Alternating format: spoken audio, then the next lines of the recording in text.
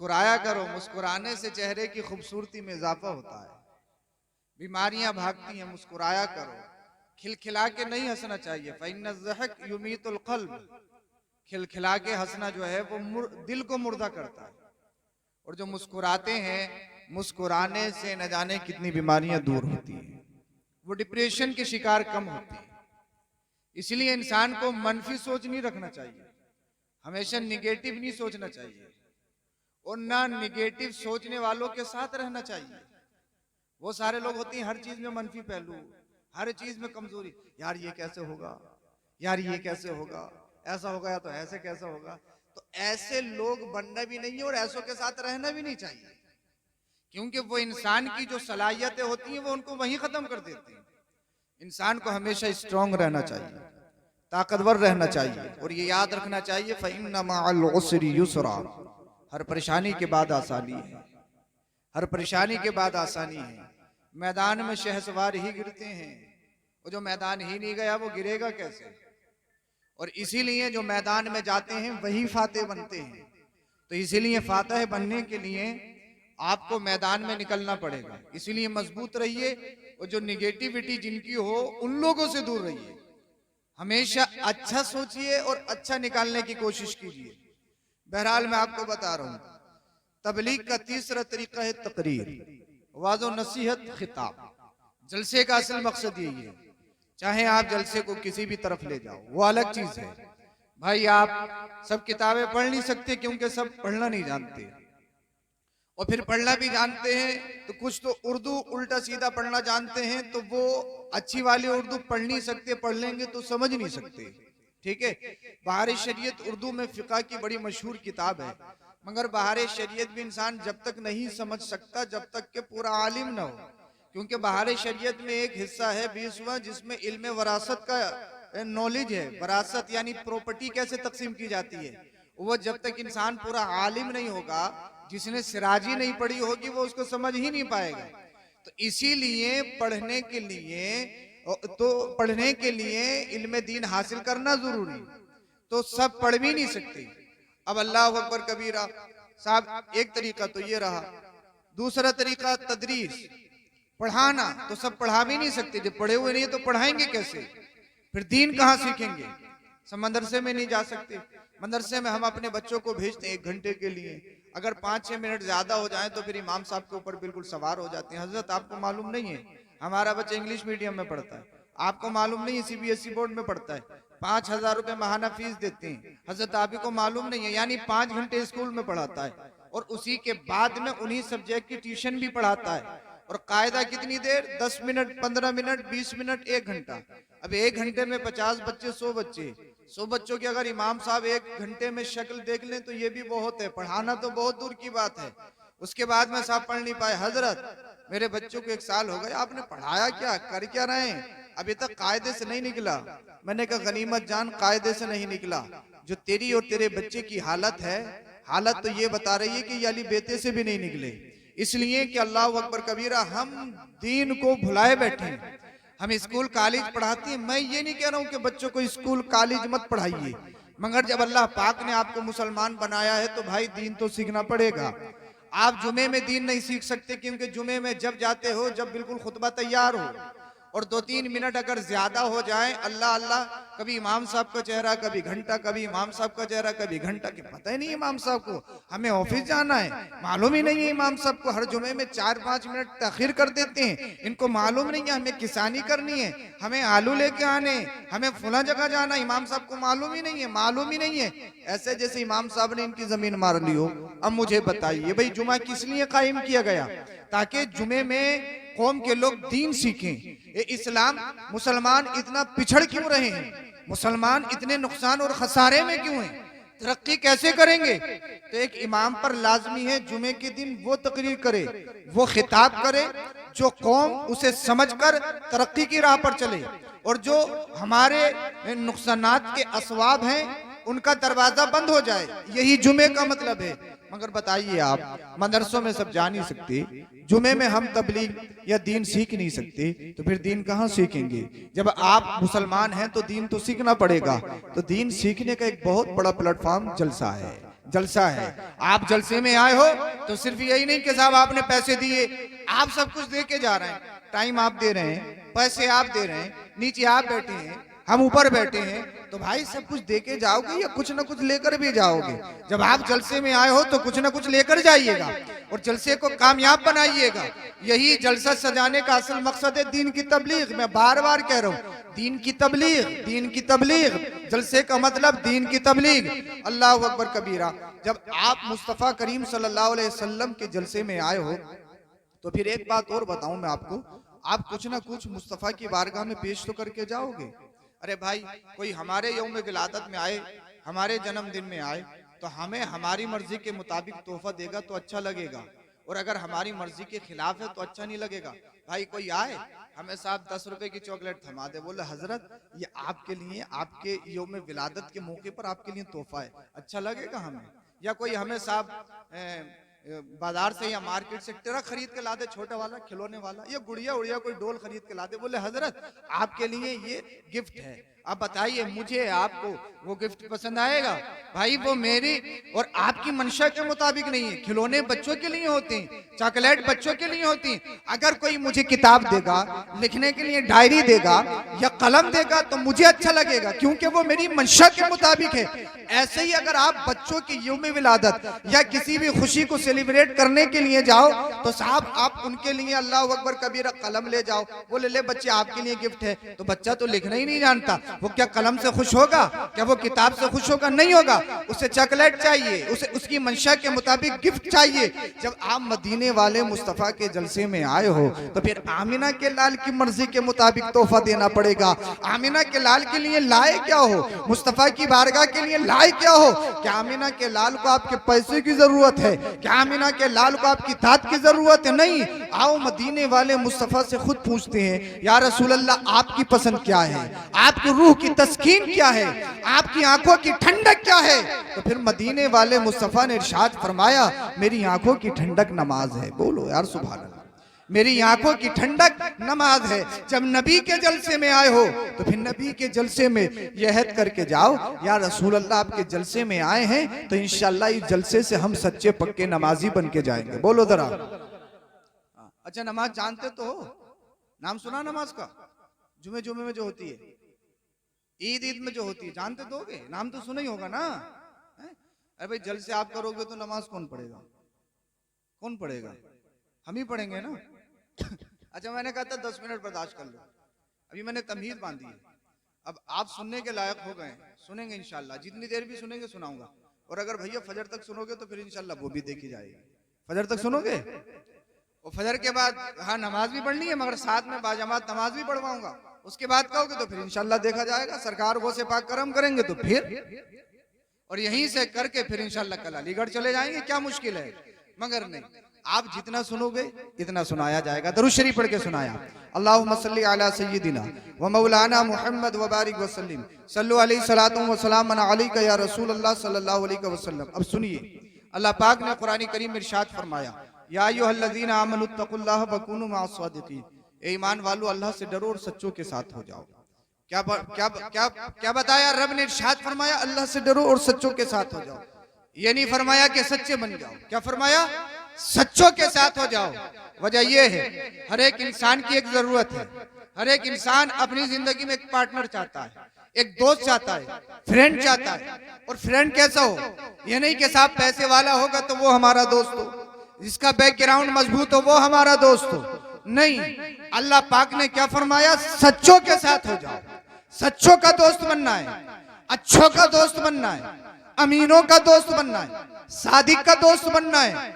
और अल्लामा शेख सादी रहमतुल्लाह अलैह ने खुद इरशाद फरमा दिया, सोहबते स्वाले तुरा स्वाले कुनद, सोहबते त्वाले तुरा त्वाले कुनद। अच्छे की सोहबत तुझे अच्छा बना देगी और बुरे की सोहबत तुझे बुरा बना देगी। इसलिए अगर आपका दोस्त अच्छा होगा, आपका दोस्त नेक होगा, आपका दोस्त नमाजी होगा, आपका दोस्त रोजेदार होगा, आपका दोस्त इल्मे दीन सीखा हुआ होगा, तो वह आपको अच्छाई की तरफ लेके जाएगा। और जानते हो पीर किस लिए बनाया जाता है? पीर भी इसीलिए बनाया जाता है ताकि अल्लाह अल्लाह इंसान जो गुमराही की तरफ जा रहा है, गुमराही से बचकर सही रास्ते पे आ जाए। पीर किस लिए होता है? पीर इसलिए नहीं होता है कि साहब कारोबार नहीं चल रहा है, पीर साहब कोई तावीज दे देंगे कारोबार चल जाएगा। साहब मेरे घर की बीमारी नहीं निकल रही है, पीर साहब कोई तावीज दे देंगे मेरी घर की बीमारी निकल जाएगी। साहब अल्लाह अल्लाह मेरे कारोबार में लगातार घाटा हो रहा है, चलो अब मुरीद हो जाओ। और मुरीद होते ही हजरत मुझे घाटा हो गया, घाटा 1 साल मुझे मुरीद हो गया है, लेकिन अभी तक कोई फायदा नहीं है। यानी ये मुरीद हो रहा है फायदे के लिए, ये मुरीद हो रहा है मालदारी के लिए, ये मुरीद हो रहा है बिल्डिंग बनाने के लिए, ये मुरीद हो रहा है अपनी नामवरी के लिए, ये मुरीद हो रहा है इलेक्शन जीतने के लिए, ये मुरीद हो रहा है अपना नाम रोशन करने के लिए। मगर याद रखो पीर कब बनाते हैं, पीर की जरूरत क्यों है? पीर अल्लाह अल्लाह पैसे के लिए नहीं, पीर शोहरत के लिए नहीं, पीर बिल्डिंग के लिए नहीं। अल्लाह अकबर कबीरा। मुरीद चाह रहा है कि कोई पीर साहब कोई तावीज दे दे, मेरी इमारत बन जाए, मेरी बिल्डिंग बन जाए, जो सराय तरीन में सबसे ऊंची हो, दूर से ही दिखाई देती हो। और साहब पीर भी इतना आगे है, वो सोच रहा है कोई मोटी मुर्गी फंस जाए, मोटा लिफाफा मिल जाए, मेरी बिल्डिंग बन जाए, मुझे कोई कार निकलवा दे। यानी जो थॉट एक पीर की है वही थॉट मुरीद की है, और दोनों तरफ से क्या है? माल माल माल। मगर याद रखो ये नौजवानों, अपने दिलों पे हाथ रख के सुनो, अल्लाह पाक ने फरमाया या अय्युहल्लज़ीना आमनुत्तकुल्लाह व कुनू मास्सादिकीन। अल्लाह से डरना है और सच्चों के साथ होना है। तो पीर इसलिए नहीं बनाया जाता कि अमीर बन जाओ, पीर इसलिए नहीं बनाया जाता कि मालदार हो जाओ, पीर इसलिए नहीं बनाया जाता अल्लाह अल्लाह हमारी शोहरत हो, हम इलेक्शन जीत जाएं। पीर इसलिए बनाया जाता है अगर गलत रास्ते पे है, नमाज नहीं पढ़ता है, किसी पीर के हाथों में पीर दे, किसी पीर के हाथों में हाथ दे दे, अल्लाह अल्लाह वो पीर तुझे नमाजी बना दे। अगर तेरे चेहरे पे दाढ़ी नहीं है तो तुझे दाढ़ी वाला बना दे। अगर तू रोजे नहीं रखता है और सही पीर के हाथों पे मुरीद हो गया है, वो पीर तुझे रोजेदार बना दे। पीर इसलिए नहीं होता कि दुनिया कमाई जाए, पीर इसलिए बनाया जाता है जब तक दुनिया में रहे, नेक बन के रहे, पीर दुनिया में भी काम आए और बाद मरने के कब्र में भी काम आए, हश्र में भी काम आए। सुभान अल्लाह सुभान अल्लाह। नारे तकबीर, नारे रिसालत, नारे हैदरी, नारे गौसियत, जश्न गौसुल वरा कॉन्फ्रेंस सैयद अफरोज मियां साहिब क़िबला। वाह वाह वाह। ऑपरेटर साहब इसकी जरा आवाज थोड़ी कम कर दीजिए, इको कम कर दीजिए, समझ में तो आ रही है आपके पास? बोलो सुभान अल्लाह। माशाअल्लाह हकीकी शायर क़िबला निजाम रजा साहब भी तशरीफ ला चुके हैं, बोलो जरा सुभान अल्लाह।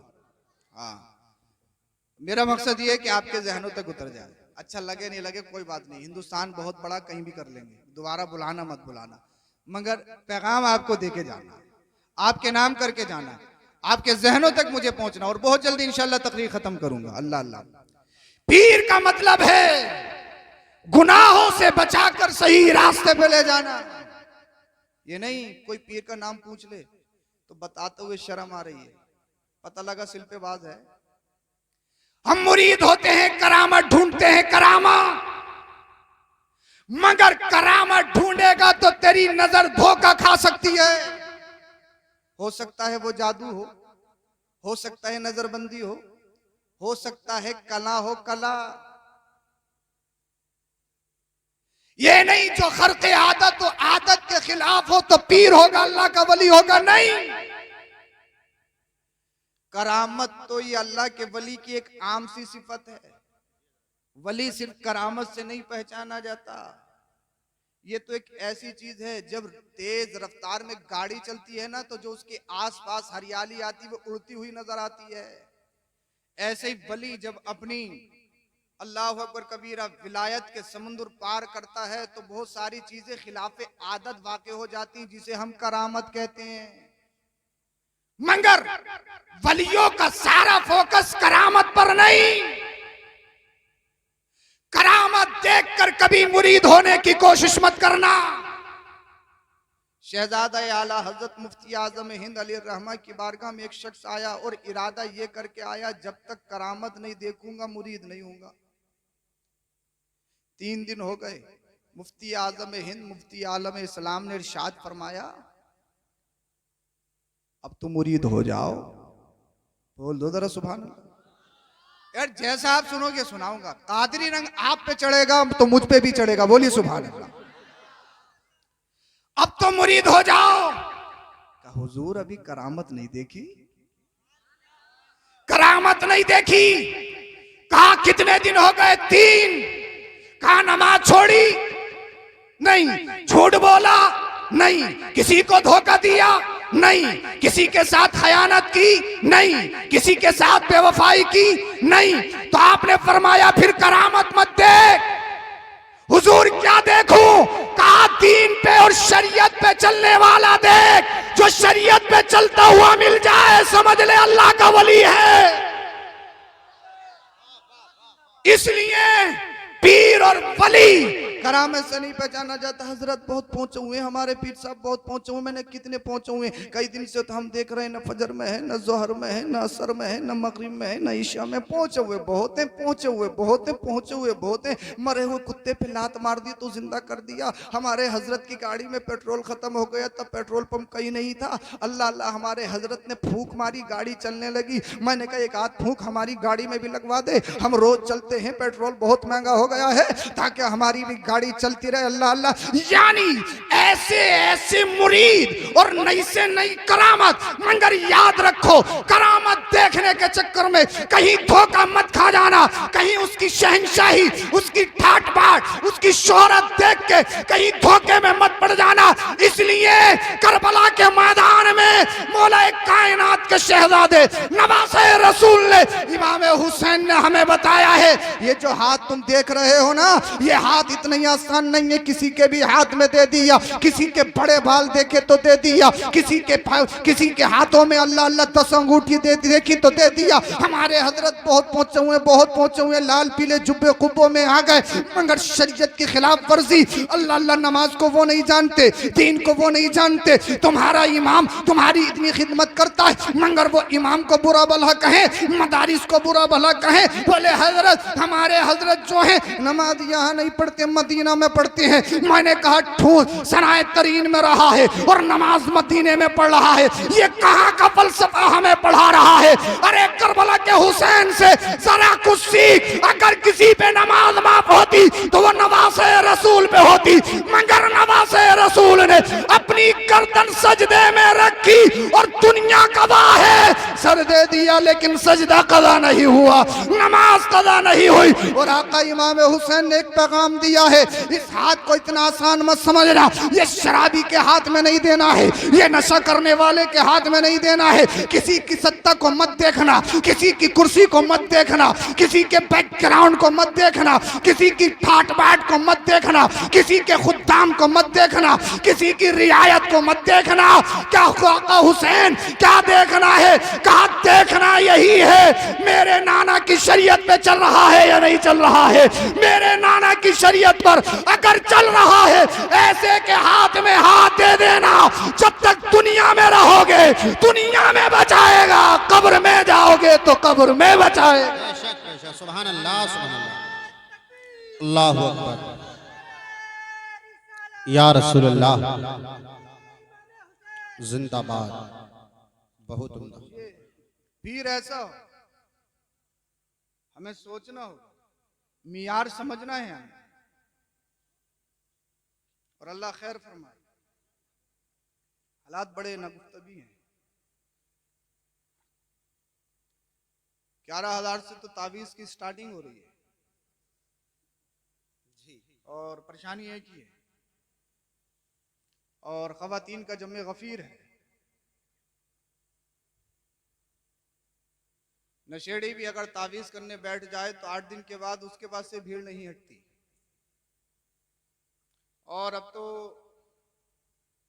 हमारे नौजवानों में नई सी नई चीजें राइज हो रही हैं। ड्रीम 11 पे बेहिसाब सट्टा लग रहा है, और हर एक नौजवान के जहन में यही भूत है कि रातों रात करोड़पति हो जाऊं। कितने बर्बाद हो गए। मैं गारंटी के साथ कह सकता हूं, अगर जुआ और शराब में कोई फायदा होता तो फिर इस्लाम उसको हराम नहीं फरमाता। इसीलिए हराम किया गया कि ये इंसान की बर्बादी है। जुआ चाहे लूडो पे हो, जुआ चाहे ड्रीम 11 पर हो, जुआ है, हराम है, हराम है, हराम है। ये हमारे नौजवानों में बहुत दौड़ती हुई आग। और अफसोस तो ये है, जो हिंदुस्तान के सेलिब्रिटी मशहूर लोग हैं, 11 खिलाड़ियों में चुनिंदा खिलाड़ी खेलने वाले, जिन्हें पूरी दुनिया देखे, वो टीवी पर आकर जुए का प्रचार कर रहे हैं, एक्टर गुटकों का प्रचार कर रहे हैं, फिर कह रहे हैं तरक्की तरक्की तरक्की तरक्की तरक्की तरक्की है, और फिर एक तंबी भी कर दी जाती है, अपने रिस्क पे खेले, कुछ भी हो सकता है। आगाह भी कर दिया जाता है। यानी हम अपने नौजवानों को जुओं की तरफ लेके जा रहे हैं, नशे की तरफ लेके जा रहे हैं। मगर मुसलमान, तुझे समझना होगा, तुझे गौर करने की जरूरत है। तेरे आइडियल ये नहीं है, तो इनका फॉलोवर नहीं है, तू तो मदीने वाले मुस्तफा का फॉलोवर है। तुझे इन्हें फॉलो नहीं करना है। अल्लाह अल्लाह ऐलान कर, इनकी शोहरत चंद दिनों की है। दुनिया में बहुत सारी कौमें बेलगाम हैं, कोई शिकंजा नहीं, कोई हद नहीं, उनके जीने के लिए कोई कोर्स नहीं, कोई निजाम नहीं, कोई हिसाब नहीं। मगर जब तू मुसलमान है तो आवारा नहीं, बेलगाम नहीं है, तेरे लिए हद है हद, तेरे लिए दीवार है दीवार, तेरे लिए हिसाब है, कोर्स है, निसाब है। तुझे छिट्टा, तुझे खुले जिंदगी नहीं गुजारनी है, कुरान के मुताबिक गुजारनी है। और जिसने कुरान पढ़ा है, उसका जो कुरान को सही से पढ़ लेता है ना, एक बात मैं आपको और क्लियर कर दूं, इस्लाम और आतंकवाद का आपस में कोई कनेक्शन नहीं। जहां आतंकवाद है वहां इस्लाम नहीं, और जहां इस्लाम है वहां आतंकवाद नहीं। जब तक मुस्तफा तशरीफ नहीं लाए थे तो दुनिया में आतंकवाद था। इस्लाम आतंकवाद ही को तो खत्म करने के लिए आया। और अभी भी ताजा तरीन खबर, फिलिस्तीन का मसला आप सबकी निगाहों में है। मैं बार बार एक बात कह रहा हूं, इस्लाम का आतंकवाद से न कोई कल कोई ताल्लुक था, न आज है, न कयामत तक कभी होगा। इस्लाम एक प्योर मजहब है, इस्लाम एक निखरा हुआ मजहब है। एक इजरायली खातून इंटरव्यू देती है और वो कहती है कि मेरे घर में फिलिस्तीनी सिपाही घुस आए, हथियार उनके पास थे, मेरे बच्चे थे, मैं भी थी, मैं रोने लगी, डरने लगी। मेरे घर में घुस आए हैं, कुछ भी हो सकता है। फिलिस्तीनी एक सिपाही आगे बढ़ा, उस खातून से कहा, खातून रोने की जरूरत नहीं, आहो बुका करने की जरूरत नहीं। कहा फिर क्या करूं? कहा मैं तुझे नुकसान नहीं पहुंचाऊंगा, इसलिए मैं मुसलमान हूं। मुसलमान मैंने दुनिया को नहीं कुरान को पढ़ा है, और हमारे आइडियल आमिना के लाल हैं। हमारे नबी ने फरमाया बच्चों पर और औरतों पर कोई जुल्म नहीं, कोई जबर नहीं, कोई तशद्दुद नहीं। कहती है एक सिपाही और था, मेरे टेबल पे केले रखे थे, आगे बढ़ा, कहने लगा मुझे भूख बहुत लगी है, अगर इजाजत हो तो केले खा लूं? बोल दो यार सुभान अल्लाह। यानी कब्जा है कब्जा, मगर फिर भी एक मुस्लिम की अमानतदारी देखिए, अल्लाह पर भरोसा, रिस्के हलाल की जुस्तजू, इजाजत है, विदाउट परमिशन इस्लाम में लीगल है। चीज खा नहीं सकते, चीज ले नहीं सकते। औरत कहने पे मजबूर हो गई। जब 15वीं सदी का मुसलमान के किरदार का आलम ये है, तो फिर मदीने वाले मुस्तफा के किरदार का आलम क्या होगा? सुभान अल्लाह, नारे तकबीर, नारे रिसालत, उलमाए अहले सुन्नत, हुजूर सैयद अफरोज मियां साहिब क़िबला। वाह वाह, क्वालिटी पैदा करो, क्वालिटी। और दुनिया वालों को बताओ इस्लाम है क्या, इस्लाम है क्या। और अमानतदारी तो ऐसी ये सिखाई किसने है? अमानतदारी दी तभी तो ये आप जिस गौस की महफिल में बैठे हो, हर घर में गौस पैदा थोड़ी होते हैं भाई। अगर जमीन अच्छी होगी तो खेती अच्छी होगी, और जमीन अच्छी नहीं तो खेती अच्छी नहीं। अब मैं देखता हूं आप कितने ज़हीन फतीन हैं, मेरे पॉइंट को कितने लोग कैच करेंगे। और अल्लाह पर यकीन है मैं आपको समझा भी सकता हूं, इंशाअल्लाह आपके जहनों तक तो उतार ही दूंगा। जमीन अच्छी तो खेती अच्छी, जमीन खराब तो खेती खराब। बंजर जमीन में अगर दाना डालोगे कुछ नहीं उगेगा, उगेगा तो सिर्फ कांटा ही उगेगा। सेब कहां होता है? एप्पल कहां होता है? सेब कहां का मशहूर है? कश्मीर का। अगर संभल में सेब की खेती करना चाहो तब मोटा मोटा ताजी ताजी बेहतरीन लजीज सेब पैदा कर सकते हो। यहाँ अगर लगा भी लिया हो भी जाएगा तो हरा भरा खटुमरा रह जाएगा। वो क्वालिटी पैदा नहीं हो सकती जो कश्मीर में होती। अच्छा, काजू बादाम पैदा करना चाहो तो नहीं कर सकते। यहाँ तो आलू ही होगा, धान चावल ही होगा। इसलिए सेब और काजू बादाम पैदा करने के लिए वो जमीन चाहिए, वो क्वालिटी चाहिए। और वो क्वालिटी हर जगह में नहीं, हर खित्ते में नहीं। अब मैं देखता हूं कितने लोग समझेंगे। जमीन अच्छी तो खेती अच्छी। हर घर में गौस पैदा नहीं होते। अरे बाप सेब उठा के खा ले, चुरा के नहीं। तवज्जो है आपकी? चुरा के नहीं, सिर्फ उठा के। और कई दिन की भूख तड़पा रही हो, खा तो लिया मगर जमीर बोला इजाजत ली है, विदाउट परमिशन खाया है। रब ने पूछ लिया क्या जवाब दोगे? मरना है, मरना, हाजिर होना है रब की बारगाह में।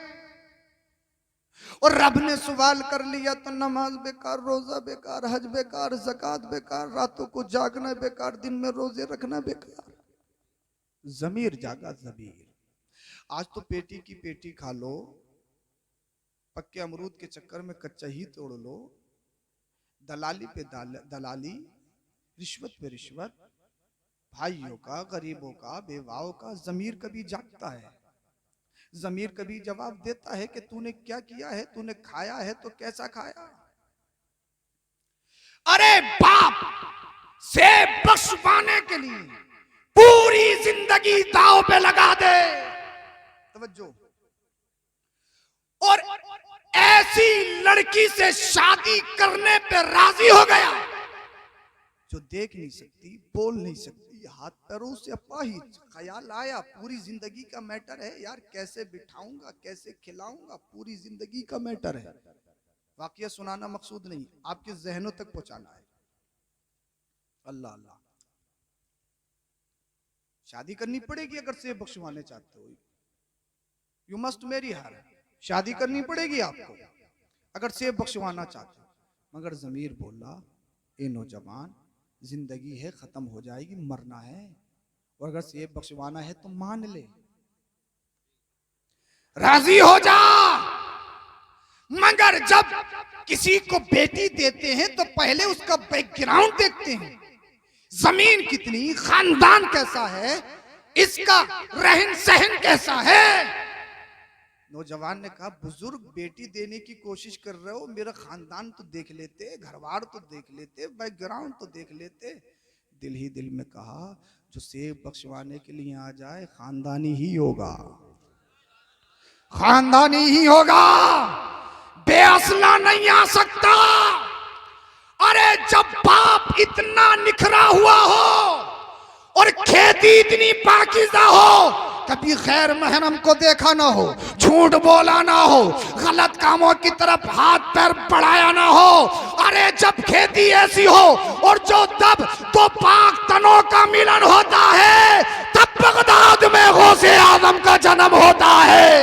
वाह वाह वाह, सुभान अल्लाह सुभान और अल्लाह। जब बाप की शक्ल में मौला कायनात दामाद रसूल असदुल्लाह शेर खुदा हजरत अली हो और जमीन की शक्ल में मेरे मुस्तफा की आंखों की ठंडक और मुस्तफा की राहत, मुस्तफा का सुकून, जन्नती औरतों की सरदार फातिमा ज़हरा हो, तो इन हस्तियों से जो खेती उगती है उसे करबला का हुसैन कहा जाता है। सुभान अल्लाह सुभान अल्लाह। नारे तकबीर, नारे रिसालत, नारे हैदरी, नारे गौसियत, जश्न गौसुल वरा कॉन्फ्रेंस सैयद अफरोज मियां साहिब किबला।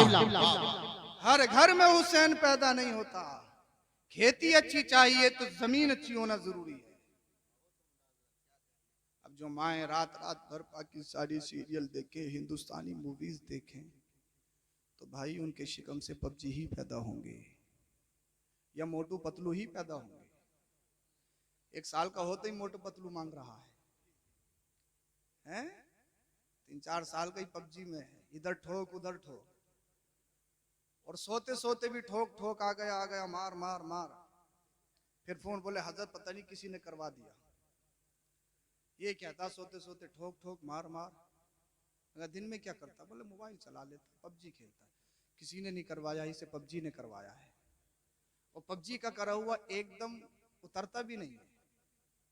हाँ, क्वालिटी चाहिए, जमीन चाहिए, इसलिए अपने अंदर क्वालिटी पैदा करो। अमानत की बात बता रहा था, बहुत जल्दी खत्म करूंगा मैं। समझ में तो आ रहा है आपको? नींद तो नहीं आ रही किसी को? और भैया अब भी आ रही हो तो फिर मैं नीचे आके उठा दूंगा। हाँ, बोलो सुभान अल्लाह। बीच बीच में खुद भी मुस्कुराना पड़ता है ताकि आप मुस्कुरा जाए। सुनाना कमाल नहीं है, समझाना कमाल है। और इंसान समझेगा तभी जब आपकी तरफ मुतवज्जे होगा। आंखें खुल रही हैं, दिमाग सो रहा है, तो फिर कैसे समझेगा? बोले हाँ यार कर तो बहुत अच्छी रहे थे। क्या कर रहे थे? बोले ये पता नहीं, कर बहुत अच्छी रहे थे। ऐसा तो नहीं है। मैंने पहले ही बताया, जलसे का मतलब है दीन की तबलीग, और दीन की तबलीग कौम के जहनों के मुताबिक हो तभी कारआमद हो सकती है। अगर हम आपके पास आकर वो लैंग्वेज इस्तेमाल करने लगे जो आप जानते ही नहीं, तो फिर तबलीग कहाँ होगी?